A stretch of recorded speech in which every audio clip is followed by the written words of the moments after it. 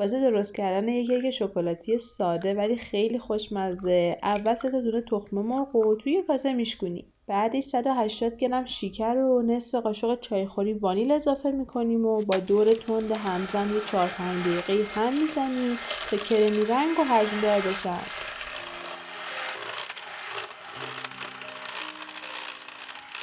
حتما هم دور ظرف رو با ریسک تمیز میکنیم تا همه موادمون خوب با همدیگه ترکیب بشن و کیکمون هم بوی تخم مرغ نگیره.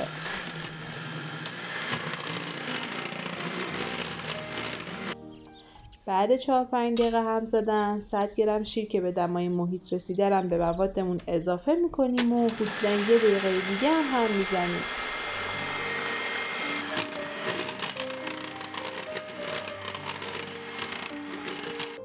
حالا 100 گرم روغن مایه رو هم میریزیم و یه 30 ثانیه‌ای هم میزنیم تا با مواد دیگه‌مون ترکیب بشه.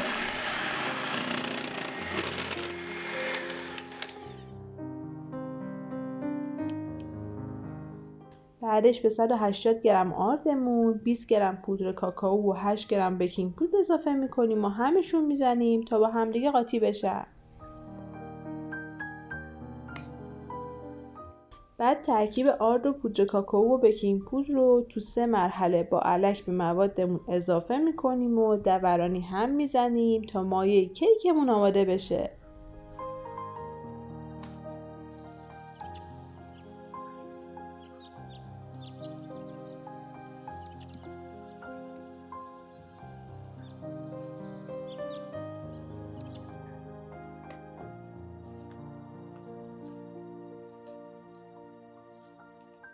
حالا داخل قالب 20 سانتیمون یک کاغذ روغنی میندازیم و مایه کیک هم میریزیم توش.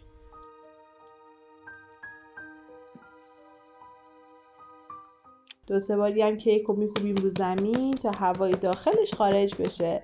بعد کیکمون رو میذاریم تو فری که از قبل گرمش کردیم تا با دمای 180 درجه حدوداً 40 تا 50 دقیقه بپزه. البته بعد 40 دقیقه حتما با خلال دندون تست میکنیم. اگه از مایه کیک بهش نچسبید یعنی پخته. وقتی هم که کیکمون پخت و خنک شد اون از قالب جدا میکنیم و میذاریم کنار.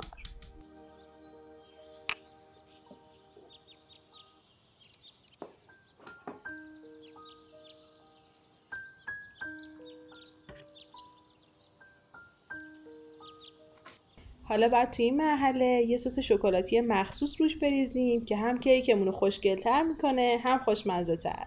آموزش این سس شکلاتی مخصوص رو تو ویدیوی کیک خیس شکلاتی که الانم لینکش رو بالای تصویر میبینین کامل براتون توضیح دادم. اگه دوست داشتیم هم یکم چیپس شکلات هم میریزیم رو کیکمون. و تمام، این شما و اینم کیک شکلاتی خوشمزه ما. نوش جونتون.